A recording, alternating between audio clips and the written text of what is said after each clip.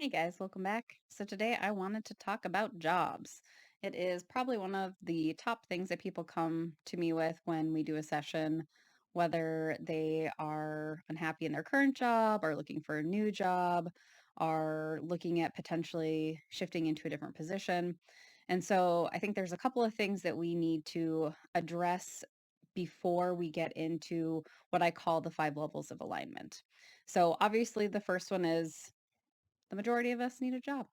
We need to pay our bills, we need to put food on the table, have enough to be able to enjoy our lives. And I think that there are a lot of us who, myself included, have been at jobs that we are comfortably uncomfortable, that we don't like it, that we're not happy, but it's the devil you know versus the devil you don't know.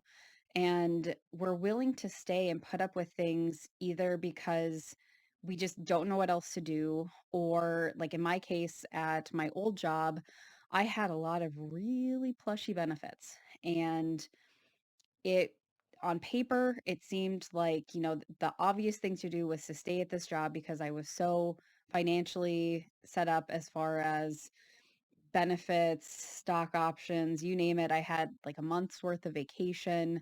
I had it really good. However, it was not in alignment with my sole purpose, and it was a really toxic work environment. As an example of the moment when I was like, okay, it is time to make some changes.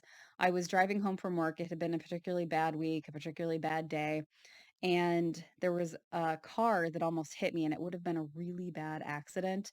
And after I got through the adrenaline of that, there was a part of me that's like, "Man, I'm really disappointed that didn't happen because that means I have to go to work tomorrow." And that like, as soon as that thought went through my brain, I was like, "Whoa, that is not okay. That's not a healthy place to be. This is even for all of the benefits that I have, I really need to look at a different job."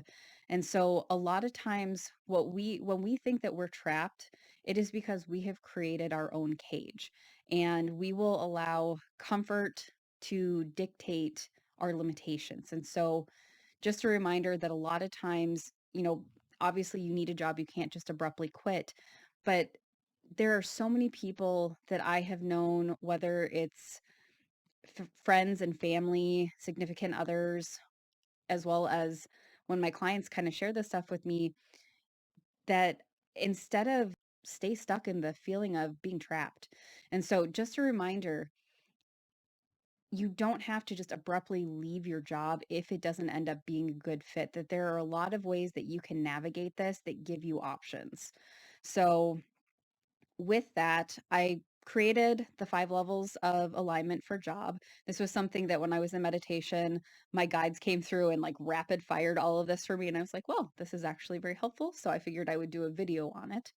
And basically, we want to go from simply surviving at our job to thriving, and really using these levels of alignment to assess whether or not we're at a job that's a good fit for us. So, the first one is physical. Is what I'm doing a physical match for me? Is the amount of physical movement, activities, skill in alignment with my body's overall needs and well being? For me, I personally need to be able to physically move. Obviously, part of what I do is creating content. I do sessions for clients. I'm doing all sorts of content creation and media editing, things like that. So I am sitting in a chair, stuck behind a computer desk for a fair amount of that. But what I also do is I'm a dog groomer, and I've been doing that for it'll be 20 years in August. And I love it because it allows me to be very physical and move. I mean, you're just constantly moving, doing, and I love that.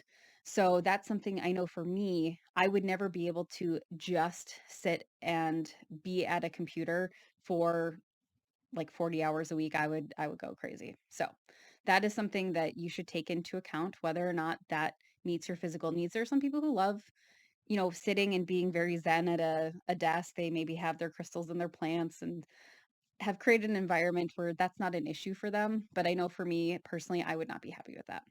The next one is mental. Am I mentally being over or understimulated at my job? Am I being asked to do more than I am mentally capable of? or am I not being given enough to keep me mentally stimulated? I think this is something that, depending on the place that you work, is probably one of the easier ones to create compensation for. So for me, when I'm grooming, part of what I do with washing dogs and drying them, that can be a little bit mundane. And so I luckily have the ability to wear earbuds and listen to either podcasts, books, lectures, music, whatever kind of helps keep me mentally stimulated. And so if you're in a job where what you're doing, they allow you to have something like that, that's a really great way to kind of augment your mental stimulation as long as it's not interfering with your ability to do your job. But if you're at a place that's really restrictive and not mentally stimulating, then that might not ultimately be a good fit for you, because when we're looking at all of these levels, it's just like a garden. So you need good soil, you need water, you need sunshine, you need the correct temperature. If you don't have one of these things in alignment, it's going to throw off the overall well-being. And so the same thing goes for our soul and whether or not we are a good fit for a job. The next one is emotional. Am I in an emotionally toxic environment? That is probably one of the number one things that when I talk to people, that is the issue. Are the people in the culture supportive of my mental health? Can I emotionally thrive here? I think that, as previously mentioned, that was one of the biggest things that really dictated whether or not I was able to stay at a job.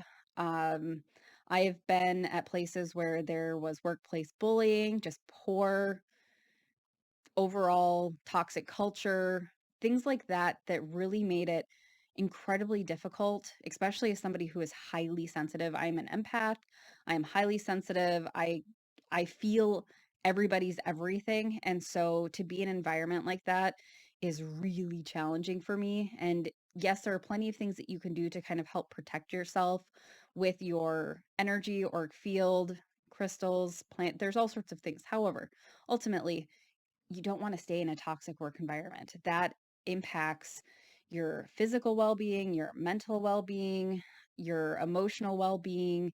It bleeds into so many areas of your life, your relationships, your home life. There's just so much stuff that if you are in a toxic work environment, and I know this just for me personally being in one, having a significant other that was in a toxic work environment, friends and family, it is probably the biggest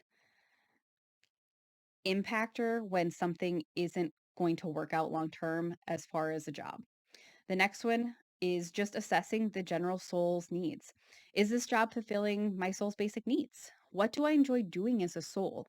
Do I like working with my hands? Do I like helping people? Do I like being around lots of people or only a few? Do I like a lot of communication? Am I more solitary? Do I like to travel? Would I rather stay in one place? Just kind of looking at who you are as a person and how you interact with the world in your day to day life completely outside of work. What are the things that you like to do? For me, I love connecting to people one on one. So, doing things like providing intuitive sessions, counseling sessions, or I'm sorry, coaching sessions, doing my dog grooming where I'm working with clients one on one and then the dogs one on one. When I'm creating content and being able to respond back and forth with people, I also, create jewelry sometimes for a custom order. That type of stuff is a lot of fun where I'm having direct contact with people. So I know that's something that my soul thrives on, as well as creativity. I have to be highly creative. So with dog grooming, that's very creative. I'm constantly doing different types of haircuts. Every dog is different, their coat is different, their shape is different. So that really feeds my creativity, doing content creation, doing art, doing jewelry.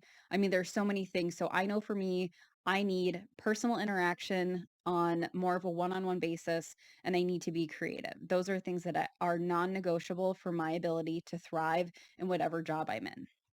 And then the last one is money.